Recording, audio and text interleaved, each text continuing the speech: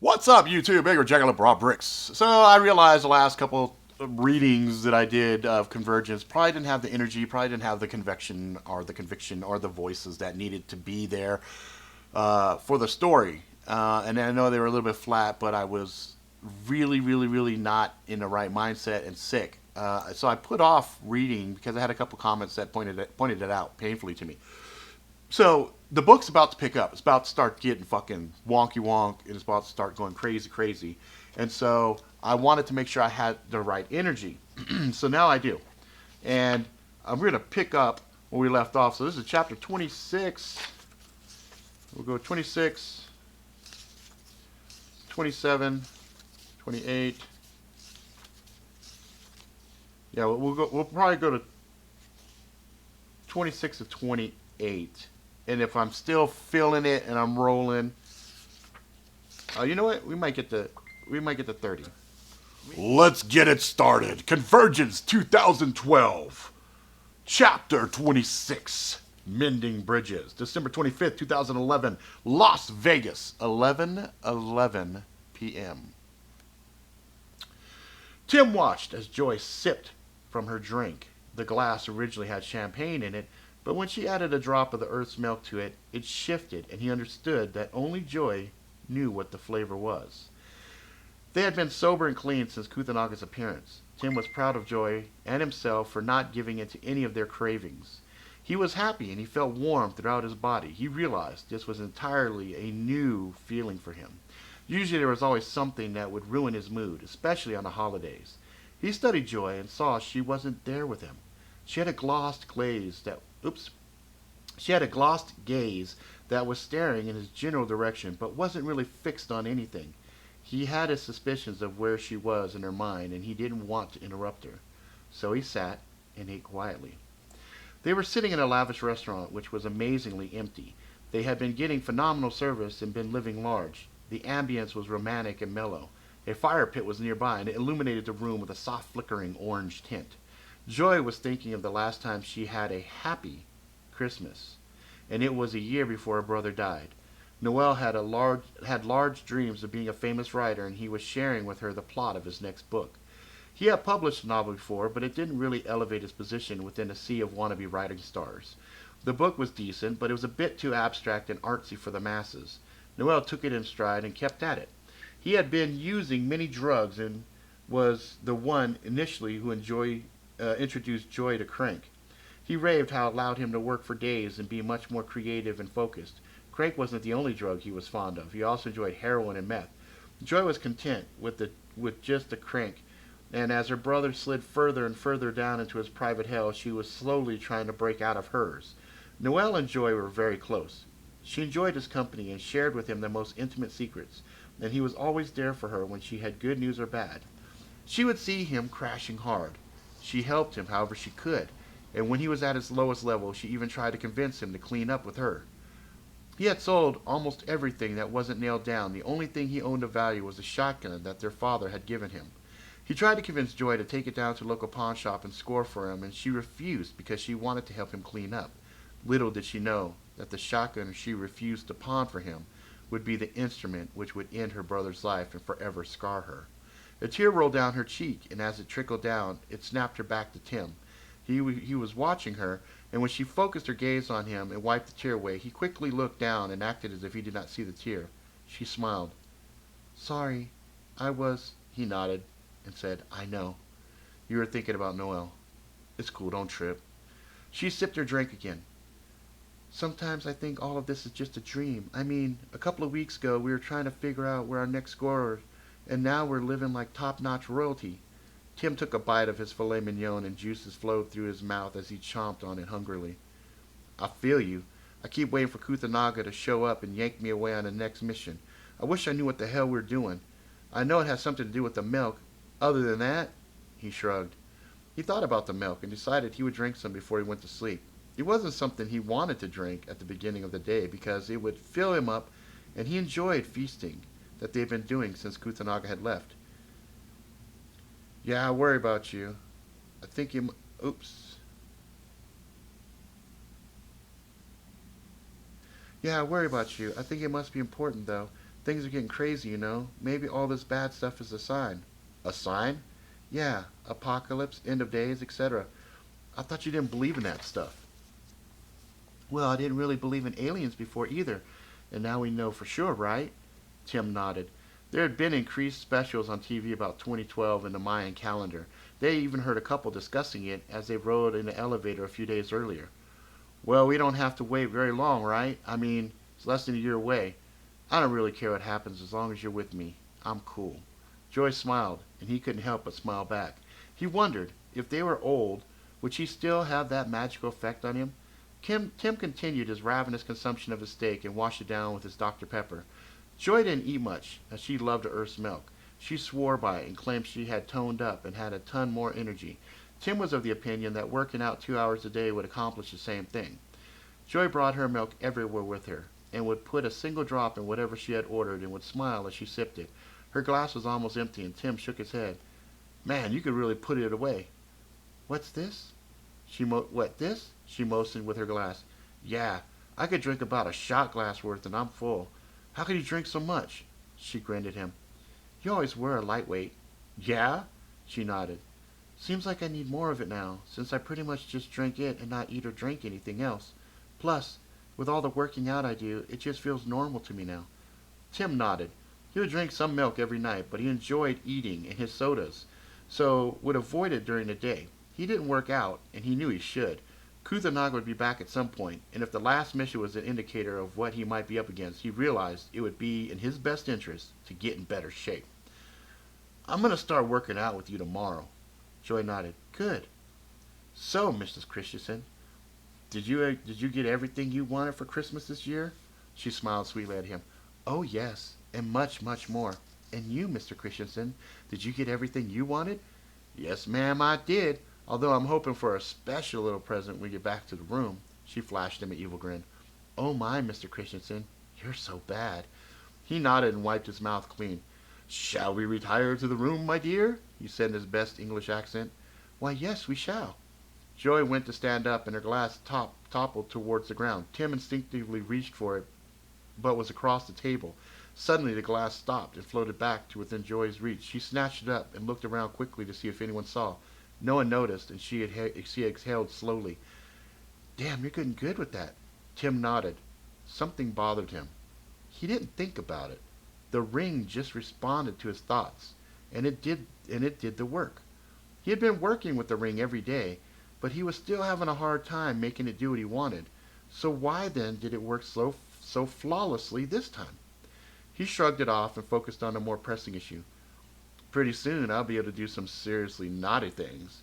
Yeah, right. You try anything with the ring and I'll kick your ass. Tim put both hands up in mock surrender. Okay, no ringy ring for sex. She motioned for him to hurry along, and they walked out hand in hand. A few minutes later, they were inside their suite, and Tim sat down on the couch and sighed. He had been thinking about his sister, and watching Joy made him soul search. Penny for your thoughts, Joy said with a smile as she noticed his mood shift. I was thinking about Judy. Maybe you're right. I mean, if we're going to all be fucked in a year, and who knows what, why should I stay mad?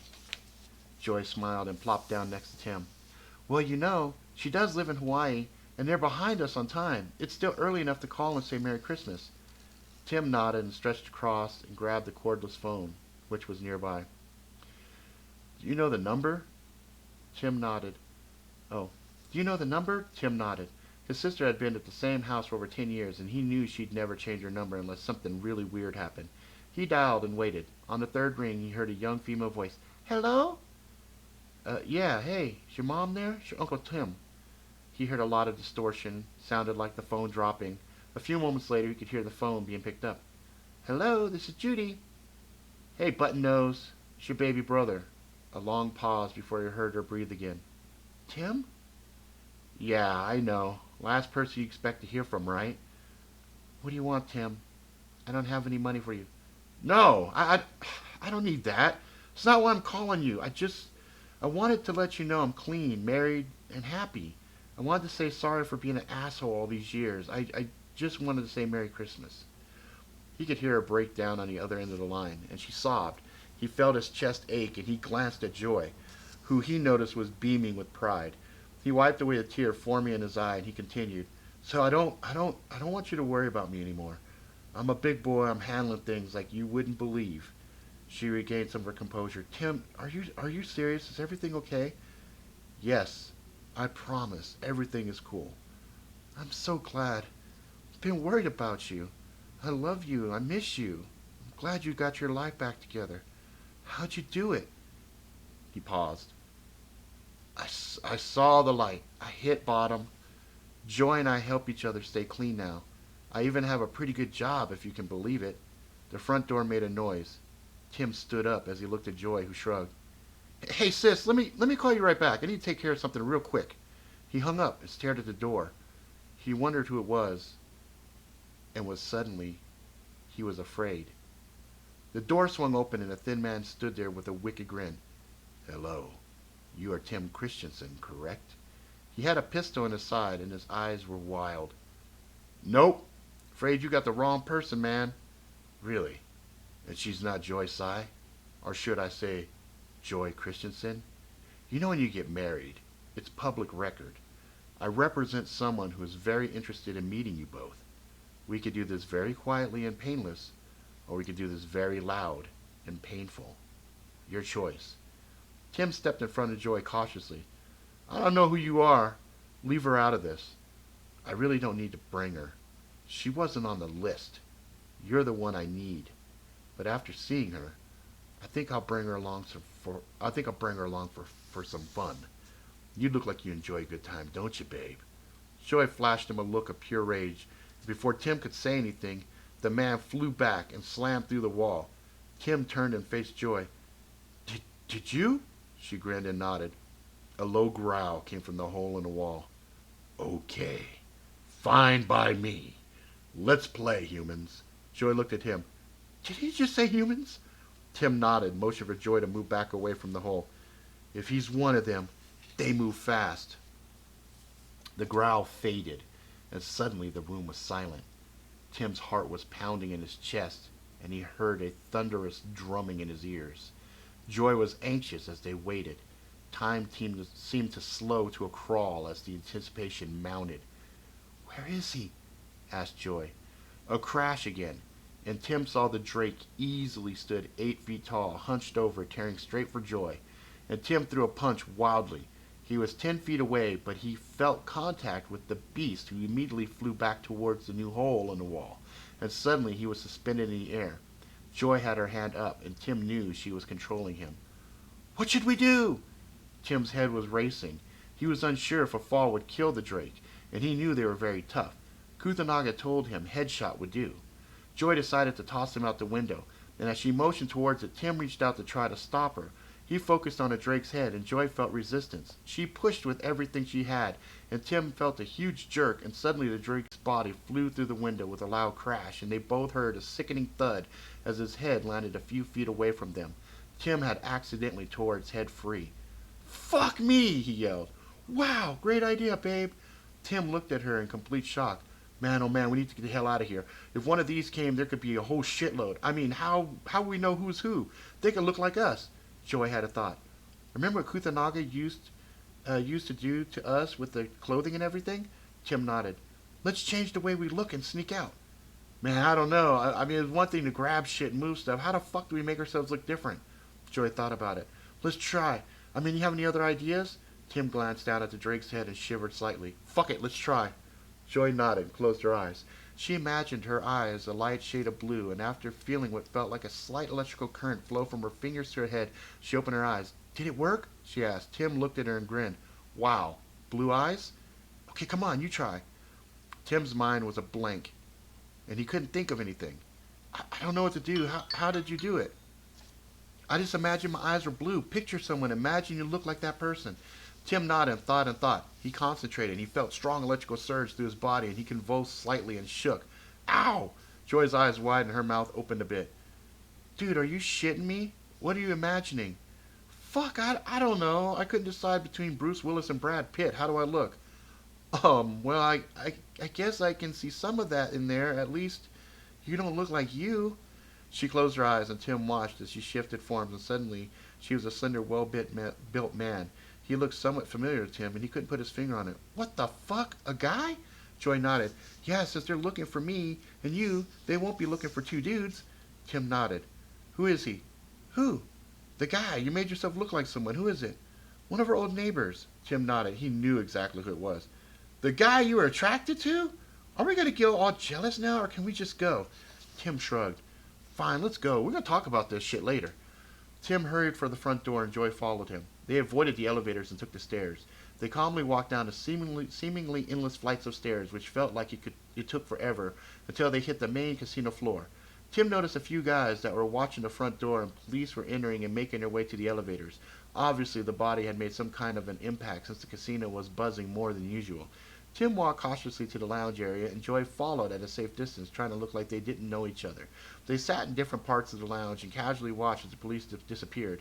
Joy struck up a conversation with a woman, and Tim was amazed at how quickly Joy had managed to get in good with her. Tim wanted a drink bad and realized he had left his supply of Earth's milk in the room. Joy had done a good job with her disguise, and even her purse had shifted into a backpack. He hoped ᶠᶸᶜᵏ would understand the situation and not be too upset about leaving the milk behind. A few people would pass by and look at Tim, and there were always a mixture of expressions on their face. He glanced at the large mirror in front of him and nearly spilled his drink. To say he was ugly was an understatement. Obviously, the worst features of Bruce Willis and Brad Pitt had made their way into his Frankenstein disguise. Fuck me.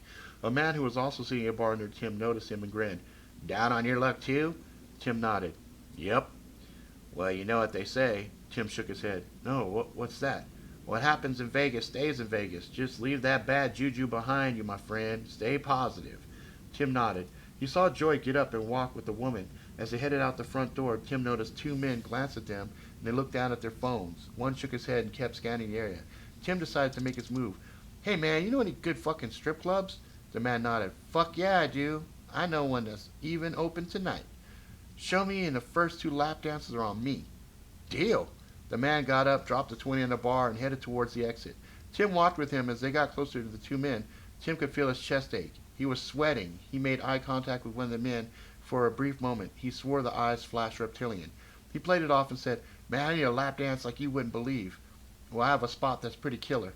They walked a few more steps, and they were outside. Tim could see Joy a couple of blocks down waiting for him. She had obviously ditched her friend, who was nowhere to be seen. The man started to walk in the opposite direction, and Tim quickly reached into his jacket and pulled out 100. Oh shit, man, I forgot to do something. Here's for the lap dances. Enjoy, bro. Cool, man. Hope your luck picks up. Merry Christmas. Me too. Merry Christmas. Tim walked on calmly until he was next to Joy. Then they walked for another 20 minutes until they felt safe. What do we do now? Asked Joy. Well, I think we can find a spot for us to lay low and wait for ᶠᶸᶜᵏ to call. Joy nodded and found a motel room, which Tim paid cash for, and they sat on the bed, and Joy leaned into him. Well, at least you made up with your sister. Tim nodded. Joy had shifted back to her normal appearance, and it took Tim a few minutes to figure out how to go back to his normal look. Once he did, he realized he had a huge headache. I'm thrashed. Let's get some sleep. Joy hugged him, and they lay down. I love you.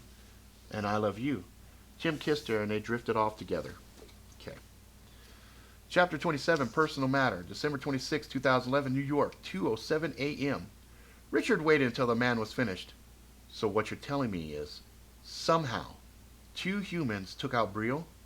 Not only one of our best hunters, but also my fucking nephew? A long pause. I asked you a question. Yes, sir. We were able to get our men into the room and clean up the body before too many people saw it. There were a few with camera phones, but nothing we couldn't handle. We have all of their belongings that were in the room as well. Why was Briel alone in a room with them in the first place? That isn't standard procedures. Any ideas on how they were able to take him out? It was his orders. We were to maintain control of the lobby and outside perimeter. When his body landed outside, we sent a team up. The police arrived, and we had to move quickly. We have his head, and we'll send it to the Canucks to have them record his ending. Fine. I want to know the minute you have information. Please, do not let me down again. He slammed the phone down, and anger roared in him like a star set to go supernova. He checked himself, took a deep, long breath, and slowly exhaled. His wife was standing there silently, and he faced her. Did I hear correctly that Briel is dead? He nodded. Who did this? Humans. Possibly Anukai as well. I'll know more once the memories are downloaded. She nodded. He studied her. No emotions were visible, and that alone gave him pause. Brill was one of her favorites, and the lack of emotion was troubling.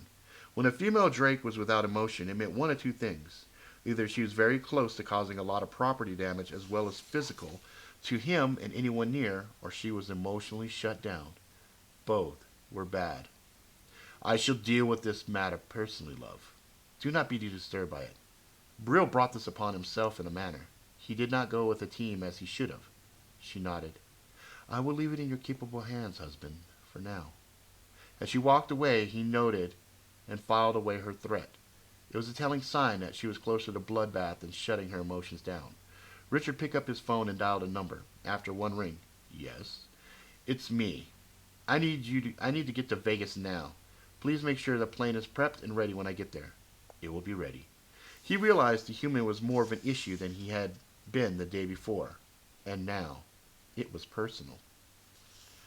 Chapter 28, Discoveries, December 27, 2011, Las Vegas, 12:45 p.m. Tim woke up and saw Joy staring at him. Finally awake? Tim didn't know why, but he felt tired and drained. He reached his side where he normally kept his Earth's milk and realized he wasn't at the Bellagio. Shit. What? Tim sat up slowly and rubbed his eyes. The memories of the previous night came back into clear focus. Nothing. I was just hoping that last night was some tripped out nightmare. Guess not, huh? Nope, it happened. All our stuff lost. Again. Tim grinned.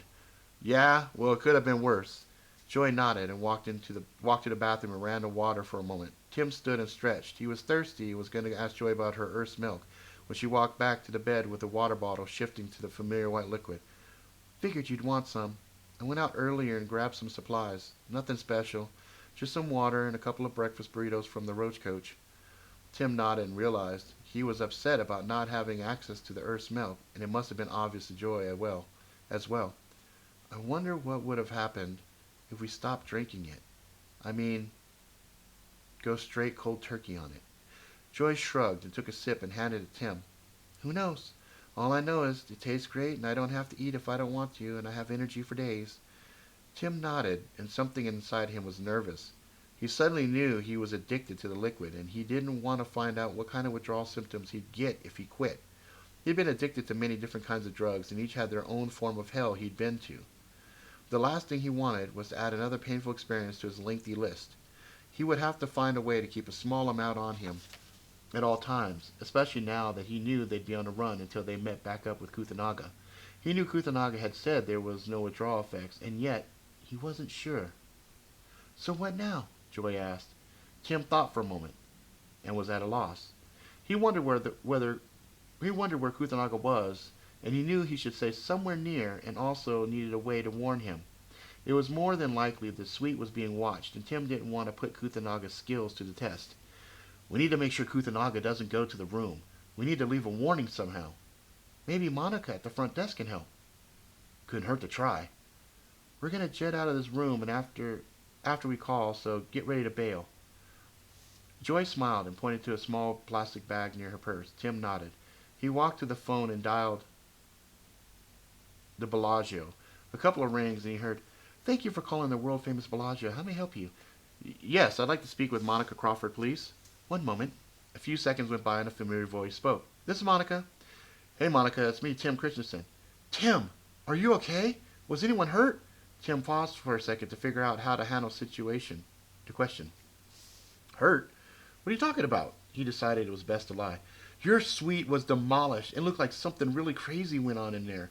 We reviewed the tapes and saw you and your wife enter, and some strange man forced his way into your suite. Then the tape went blank. It was the weirdest thing. We had a lot of complaints, and when security went to check it out, they discovered destruction. Then the police showed up and locked it all down and wouldn't tell us anything. Well, we're okay. I think he was looking for Desmond. We talked and took off. Listen, that's why I'm calling. I'm worried about Desmond. Are there still two guys dressed in all black with earpieces and red ties on? One white guy and one black? They're pretty big. A brief pause and a hush. Yeah, they've been here since I got in at 7 a.m. Who are they? I think these guys are looking for Desmond. I know this is probably not cool, but could you make Desmond Could you make sure if Desmond comes in, you tell him that his employee is sick and called in to work? Don't use my name, just say that. Do I want to know why these guys are looking for Desmond? I wish I knew, but I'm worried, and I hope you can help us out. If I see him, I'll pass the message on for you. So you guys are okay? Yeah, we're cool. Thanks. We owe you. Be careful. We will. Tim hung the phone up and looked at Joy. So we're going to go disguised again? Joy shrugged. Up to you, Mr. Bruce Pitt. Damn, that really sucked. Okay, I have a better idea now. Tim focused, closed his eyes. His form shifted and he aged. He was bald at the top, had gray sideburns, and a wild beard. Tim's clothing shifted as well. Joy rubbed her chin and waited until he opened his eyes.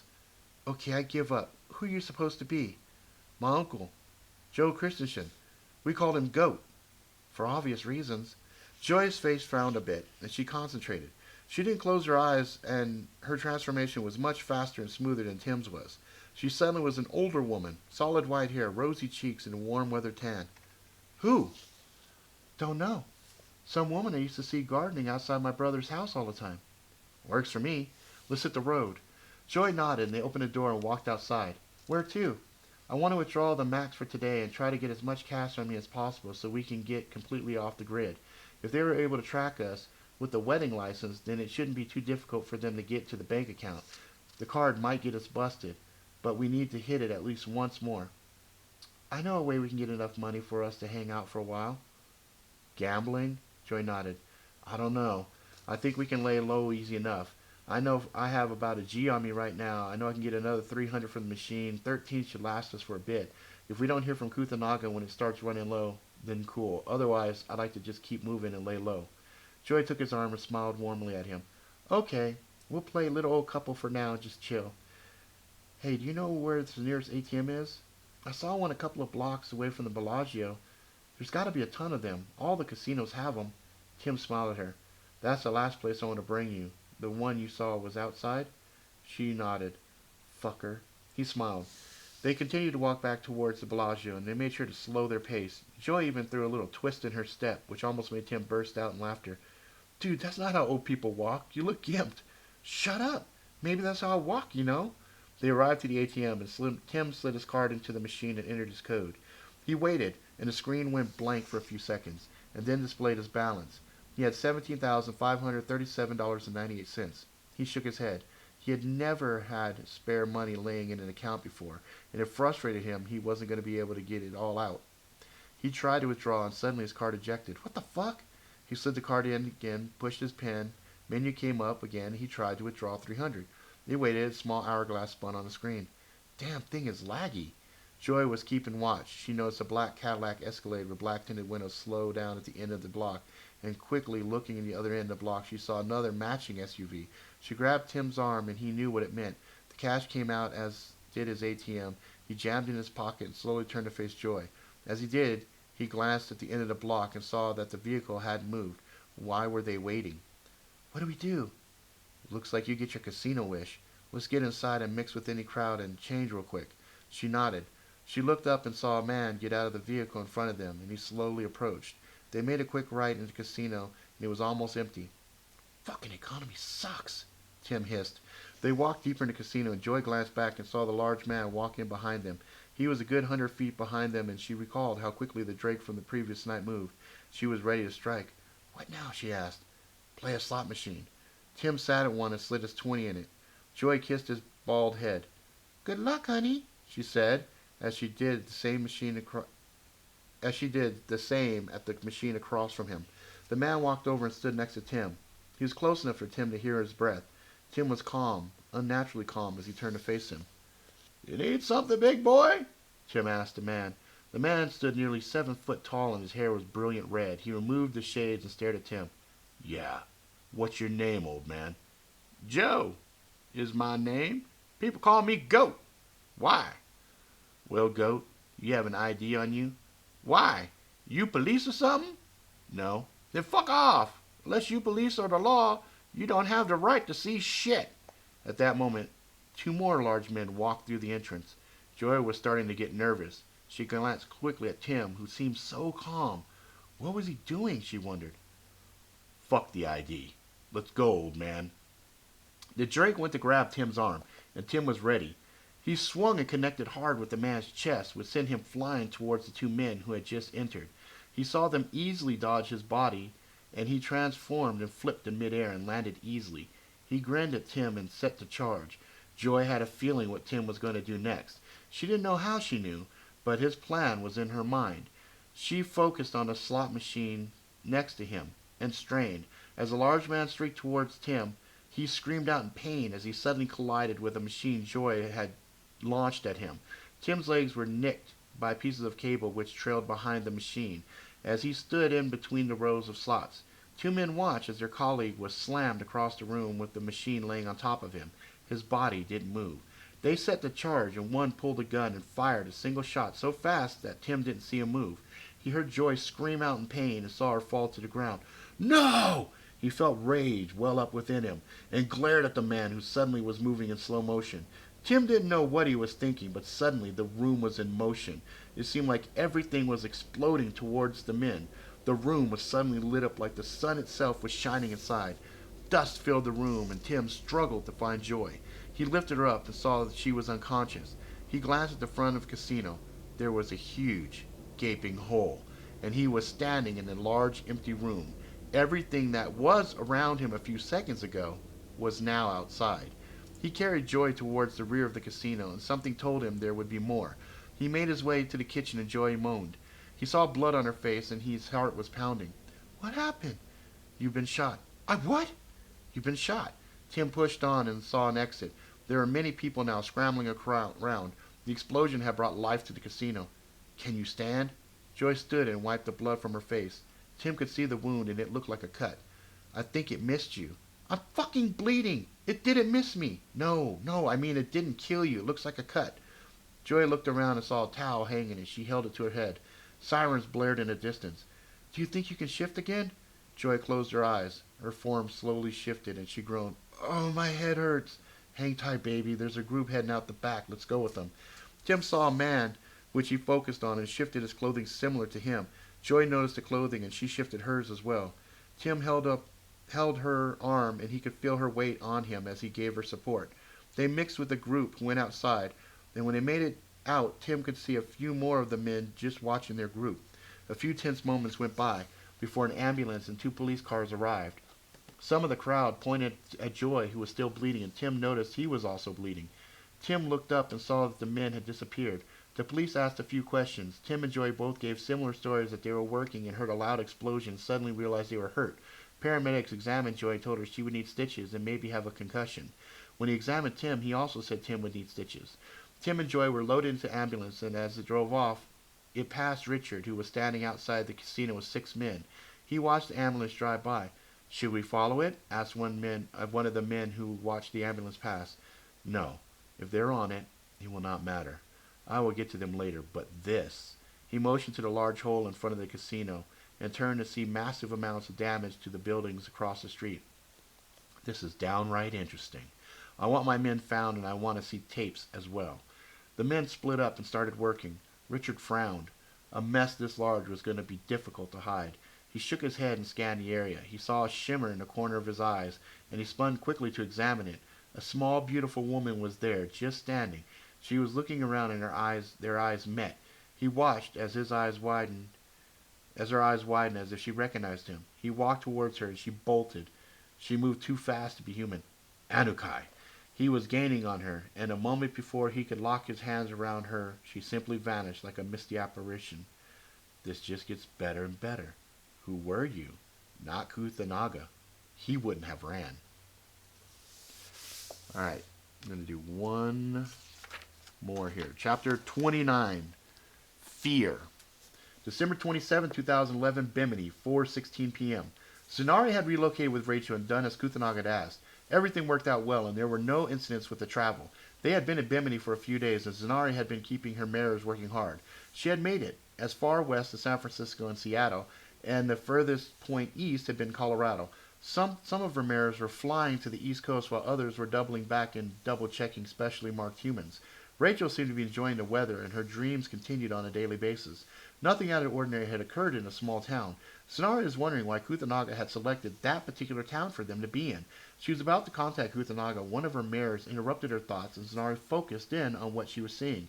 The mirror had come across a bizarre scene where several drakes were entering a casino. She could see a shimmer of their true forms and looked like ghostly faint outlines. The mirror took great care not to be seen. Suddenly a large crash and a gunshot. A single moment passed before a large explosion rocked the area. The casino entrance had been blasted open and a small bald man was standing alone. She noticed his form shimmered slightly and watched as he lifted the elderly woman up, who Zanari noticed was also shimmering slightly while bleeding from her head. A few moments passed and another group of drakes showed up. One man stood in front of them. Even though he was disguised, she could see his true form. There was no doubt as Zanari's heart tried to jump out of her chest when she recognized who the man was. It was the drake from the dreams. He motioned, and the majority of the drakes entered the building. He was about to do the same when he suddenly spun and faced her. The mirror ran, and Zanari knew she only had one chance to remove just the single mirror without disrupting the others. The strain was great, but she was able to do it just as the drake overtook the mirror. She was breathing hard and noticed Rachel was staring at her. "Zanari, are you okay?" Zanari shook her head. "I just saw him." "The beast?" "Yes. I just had a dream about it. Was trying to tell you. Sorry there wasn't more warning. I dreamed about the skinny man and his lady friend. As well, the beast is after them. He'll catch them if we don't do something." Sonari was confused.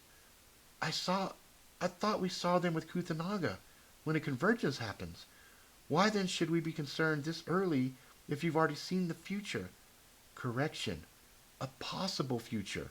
Things are changing very quickly. I don't know why.